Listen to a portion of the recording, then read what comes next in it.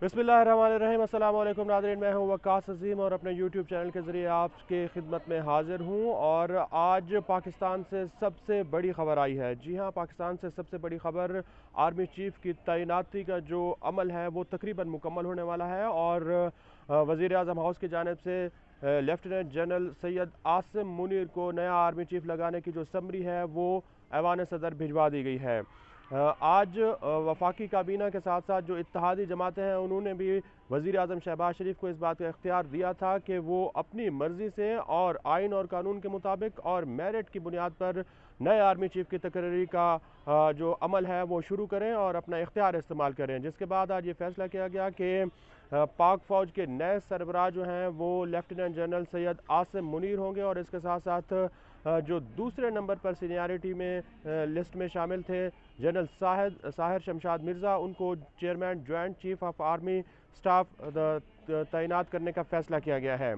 अब ये जो तकरीरी है इसके ऊपर पहले बहुत ज़्यादा शक्कू को शुबात जन्म ले रहे थे। और पाकिस्तान तहरीक इंसाफ के सरबराह इमरान खान ये कह चुके हैं कि जैसे ही समरी आएगी तो उसके बाद वो देखेंगे कि इसके ऊपर क्या करना है। और उन्होंने अलल ऐलान इस बात का ये भी ऐलान किया कि समरी आने के बाद वो आर्मी चीफ की तकरीरी के मामले पर खेलेंगे।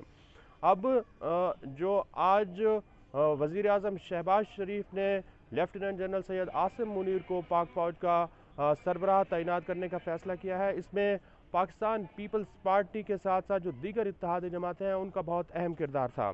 ख़ास तौर पर पाकिस्तान पीपल्स पार्टी के जो शरीक चेयरमैन हैं आसिफ अली जरदारी ने, उन्होंने इत्तेहादी जमातों के जो रहनुमा हैं उनसे भी मुलाकातें की थी। और जो उनकी सबसे अहम मुलाकात हुई थी वो वज़ीर आज़म शहबाज शरीफ से हुई थी। और उन्होंने वज़ीर आज़म शहबाज शरीफ को अपना मुकम्मल एतमाद दिया और उनको सपोर्ट किया और उनको एतमाद भी दिया।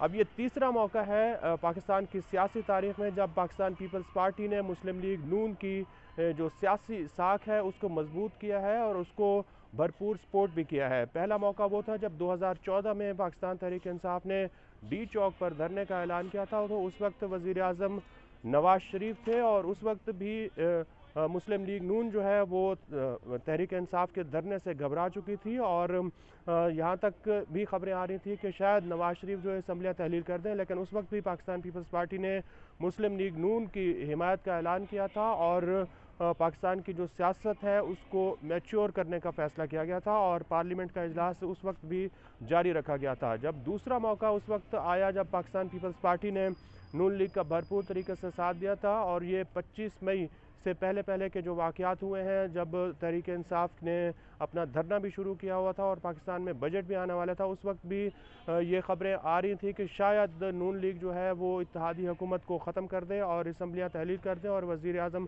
शहबाज शरीफ की जो तकरीर थी वो भी लिखी जा चुकी थी।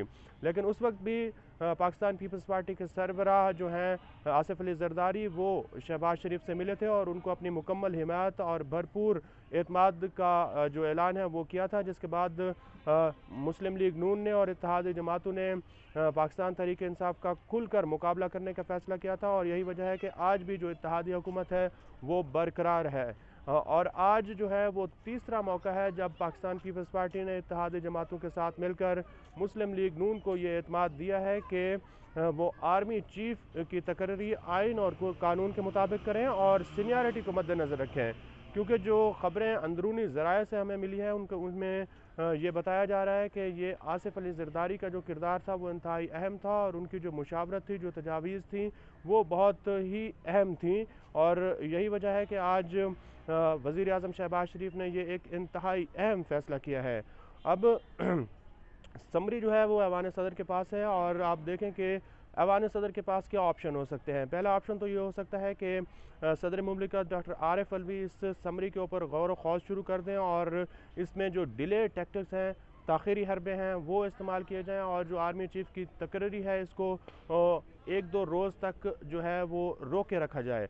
दूसरा ऑप्शन सदर मुमलिकत के पास ये है कि ये जो समरी आई है, एडवाइस आई है वज़ीर आज़म शहबाज शरीफ को, इसको सुप्रीम कोर्ट के पास भेज दें और उसके ऊपर जो अदालती राय है वो उससे अदालत से ये पूछा जाए कि ये एडवाइस ठीक है या फिर नहीं।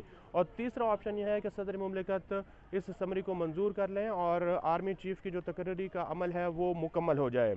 लेकिन जैसे ही ये समरी जो है वो मंजूर होगी तो उसके बाद कल से पाकिस्तान तहरीक इंसाफ का जो धरना है, एहतजाज है, लॉन्ग मार्च है, वो भी शुरू हो जाएगा। कल 26 नवंबर है, कल 25 नवंबर है और उसके बाद 26 नवंबर को यहाँ पर इमरान खान ने धरने का ऐलान किया हुआ है और उन्होंने ये भी ऐलान किया है कि वो आर्मी चीफ की तकरीर के मामले पर खेलेंगे। इससे पहले वो कई मौके ऐसे आए हैं जब उन्होंने अपनी सियासत के ऊपर बहुत जो है ख़ास तौर पर जो कौमी मफादात से मुताल्लिक उमूर थे उनके ऊपर खेलने की कोशिश की है। लेकिन अब उनके पास शायद ये आखिरी मौका हो कि वो आर्मी चीफ की तकरीर के मौके पर अपनी सियासत को ज़िंदा रखने के लिए इसके ऊपर खेलें। अब इमरान खान के पास 2-3 ऑप्शन हो सकते हैं। पहला ऑप्शन तो यह है कि वो आर्मी चीफ की तकरीरी को मुस्तरद कर दें और इसके ऊपर एतराज़ लगा दें। पहला एतराज़ ये हो सकता है कि जो आर्मी चीफ की तकरीरी की जा रही है सैयद आसिम मुनीर की, उसके ऊपर इमरान खान ये एतराज़ लगा सकते हैं कि ये 27 नवंबर को इनकी रिटायरमेंट हो रही थी और 29 नवंबर को नए आर्मी चीफ ने अपना चार्ज संभालना था। तो पहला एतराज़ उनका ये हो सकता है कि ये शायद सीनियरिटी के मुताबिक ठीक नहीं है। दूसरा एतराज़ ये हो सकता है कि आसिम मुनीर जो है वो एक सियासी आदमी है, क्योंकि पाकिस्तान तहरीक इंसाफ के सरबराह इमरान खान उनके ऊपर ये एतराज़ लगा सकते हैं कि जब वो DGISI थे तो उन्होंने इमरान खान को ये बताया था कि उनके जो अहल खाना हैं, उनकी जो खातून अव्वल हैं, वो गिफ्ट और तोहफे तोहफ़ वसूल कर रही हैं। तो ये दो एतराज़ हैं जो कि इमरान खान आसिम मुनीर के ऊपर लगा सकते हैं। और तीसरा जो ऑप्शंस हैं इमरान खान के पास, वो ये हो सकते हैं कि आर्मी चीफ की तकरीरी को वो मुतनाज़ा बनाने की कोशिश करें और इसको मुस्तरद कर दें। दूसरा ऑप्शन ये हो सकता है कि वो सदर मुमलिकत को ये कहें कि इस तकरीरी को मुस्तरद कर दें। तीसरा ऑप्शन इमरान खान के पास ये है कि अब इस तकरीरी को जो है वो कबूल करें और फ़ौज के साथ अपने ताल्लुकात बेहतर करते हुए जो हुकूमत है उसके ऊपर अपना दबाव बढ़ाएं और इलेक्शन की जो डेट है वो हासिल करें। लेकिन अब देखना है कि 26 नवंबर को जब पाकिस्तान तहरीक इंसाफ अपना एहतजाज करती है तो उसमें इमरान खान आइंदा की हिकमत अमली क्या ऐलान करते हैं।